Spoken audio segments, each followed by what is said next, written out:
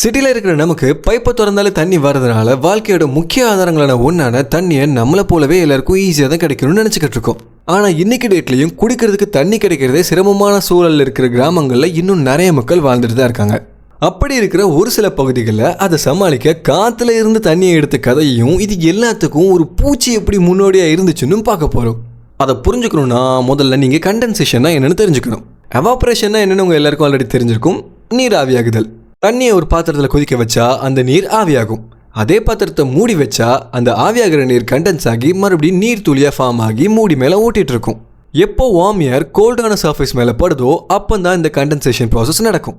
இதை நீங்களே நிறைய தடவை எக்ஸ்பீரியன்ஸ் பண்ணியிருப்பீங்க. ஃபார் எக்ஸாம்பிள், கூல் ட்ரிங்க்ஸை நீங்கள் ஒரு கிளாஸில் ஊற்றி வச்சுட்டு கொஞ்சம் நேரம் கழித்து வந்து பார்த்தா அந்த கிளாஸோட அவுட்டர் சர்ஃபேஸில் வாட்டர் ட்ராப்லெட்ஸ் ஃபார்ம் ஆகியிருக்கிறத நீங்கள் நிறைய தடவை பார்த்துருப்பீங்க. இங்கே சுற்றி இருக்கிற வார்ம் ஏர் கோல்டான கிளாஸோட சர்ஃபேஸ் மேலே படுறதால தான் இந்த வாட்டர் ட்ராப்லெட்ஸ் உருவாகுது.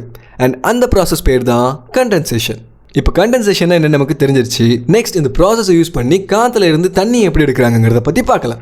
முதல்ல இயற்கை கிட்ட இருந்தே ஆரம்பிக்கலாம். அதுக்கு நம்ம வந்திருக்க இடம் தான் த நமீப் டெசர்ட். இந்த நமீப் பாலைவனத்தில் ஒரு சின்ன வண்டு இருக்குது, த நமீப் டெசர்ட் பீட்டில். இந்த நமீப் பாலைவனம் எந்த அளவுக்கு வறண்டதுன்னா இங்கே வருஷத்துக்கு ஒரு தடவை மழை பெய்யலாம், இல்லைனா அது கூட பெய்யாமல் போகலாம். அப்போ இங்கே வாழ்கிற இந்த வண்டுக்கு எப்படி தண்ணி கிடைக்கும்? தினமும் காலையில் பனிக்காற்று அதிகமாக இருக்கிற நேரத்தில் இந்த வண்டு அங்கே பாலைவனத்தில் இருக்கிற மணல் மேடுகளோட உச்சிக்கு போய் காற்று வீசுகிற பக்கம் பார்த்து சாஞ்சு நிற்கும்.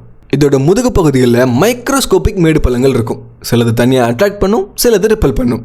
ஃபாக் இது கடந்து போகும்போது சின்ன சின்ன வாட்டர் ட்ராப்லெட்ஸ் இதோட முதுகு பகுதியில் ஒட்டிக்கும். அது கொஞ்சம் கொஞ்சமாக அதிகமாகும். ஈவென்ச்சுவலி கிராவிட்டியால் அதோட வாய் பகுதிக்கு வரும். அண்ட் அந்த வண்டு அந்த தண்ணியை குடிக்கும். சுருக்கமாக சொல்லணும்னா இந்த பூச்சி காற்றுல இருந்து தண்ணியை எடுத்து குடிக்குது. எவ்வளோ பெரிய ஆச்சரியம் இல்லை? ஸோ ஒரு வண்டால் இது முடியுதுன்னா மனுஷங்க அதை ட்ரை பண்ணியிருக்க மாட்டாங்களா என்ன? And that question led to the creation of fog nets. ரொம்ப சிம்பிளான ஸ்ட்ரக்சர் தான்.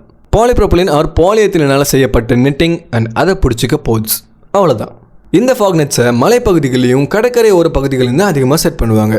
And same concept. Warm air or fog இது கடந்து போகும்போது சின்ன சின்ன வாட்டர் ட்ராப்லெட்ஸ் இதோட மெஷ் பகுதிகளை ஒட்டிக்கும். அண்ட் வாட்டர் ட்ராப்லெட் சேர அது கிராவிட்டியோட ஹெல்ப்பால் கீழே ஸ்லைட் ஆகி அந்த தண்ணியை சேகரிக்க வச்சிருக்க ஸ்டோரேஜ் கண்டெய்னர்ஸில் ஸ்டோர் ஆகும். That's it. எந்த மிஷின்ஸும் இல்லை, எலக்ட்ரிசிட்டியும் இல்லை. Just air, mesh and gravity.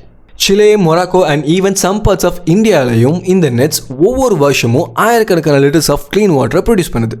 All by copying what the tiny beetle does in the desert. இயற்கை இதுக்கான டிசைனை ஏற்கனவே கொடுத்துருச்சு, நம்ம ஜஸ்ட் அதை விரிவுபடுத்தியிருக்கோம். அண்ட் ஒருத்தர் இந்த ஐடியாவை இன்னும் ஃபர்தராக எடுத்துகிட்டு போகிறாரு, இட்டாலியன் ஆர்கிடெக்ட் அர்ட்டூரோ விட்டோரி. இவர் ஒன்ஸ் எத்தியோப்பியாவில் இருக்கிற தாசே கிராம பகுதிக்கு போயிருந்தப்போ அங்கே இருக்கிற மக்கள் குடிக்கிற தண்ணிக்கு பல கிலோமீட்டராக பல மணி நேரம் நடந்து போக வேண்டியிருக்கிறத பார்த்துருக்காரு.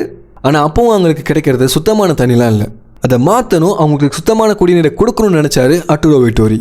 அண்ட் அந்த எண்ணம் தான் ஒர்க் ஆஃப் வாட்டர் டவராக மாறிச்சு. இந்த மேசிவ் ஸ்ட்ரக்சரை மூங்கில் அண்ட் பாலிஸ்டர் மெஷாலாக உருவாக்கியிருக்காங்க. ஸோ என்னதான் இது பார்க்க பெருசாக தெரிஞ்சாலும் இது லைட்டானது. ஸோ எந்த ஒரு ஹெவி டூல்ஸும் இல்லாமல் அங்கே இருக்கிற மக்களையே இதை அசம்பிள் பண்ணிடுவாங்க. And again same concept. Warm air or fog இந்த டவர் வழியாக கடந்து போகும்போது சின்ன சின்ன வாட்டர் ட்ராப்லெட்ஸ் இதோட பாலிஸ்டர் மெஷ் பகுதியில் ஒட்டிக்கும்.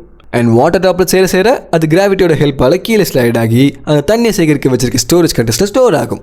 இந்த டவரால் ஒரு நாளைக்கு 80 லிட்டர்லேருந்து 100 லிட்டர் தண்ணியை சேகரிக்க முடியும். அதுவும் எந்த ஒரு எலக்ட்ரிசிட்டியும் இல்லாமல், வெறும் சன்லைட், ஏர் அண்ட் கிராவிட்டியோட உதவியால். Ethiopia, India, Haiti, Madagascar, Colombia, Brazil and சம்பா போன்ற கண்ட்ரீஸில் ஒரு சில பகுதிகளில் மட்டும் இந்த டவர்ஸ் இப்போ செயல்பட்டு வருது. நம்ம இன்னைக்கு பார்த்த 3 விஷயங்கள், அந்த வண்டு, ஃபாக் நெட்ஸ், வாட்டர் டவர், மூணுத்துக்கும் பின்னாடி இருக்கிற ஒரு சிம்பிள் சயின்ஸ், கண்டென்சேஷன். ஸோ இந்த வீடியோ உங்களுக்கு தெளிவாக புரிஞ்சிருக்கும், பிடிச்சிருக்கும்னு நான் நம்புகிறேன். And that's it. இன்றைக்கி இந்த வீடியோவில் இருந்து நீங்கள் புதுசாக ஒன்று தெரிஞ்சுக்கிட்டீங்கன்னா இந்த வீடியோக்கு ஒரு லைக்கை போட்டுட்டு இந்த மாதிரி இன்னும் நிறைய அன்னோட்டிஸ் சயின்ஸை தெரிஞ்சுக்க சப்ஸ்கிரைப் பண்ணி வச்சுக்கோங்க. Unnoticed with Siva. மீண்டும் உங்களை அடுத்த வீடியோவில் பார்க்குறேன். சவ் சவ்.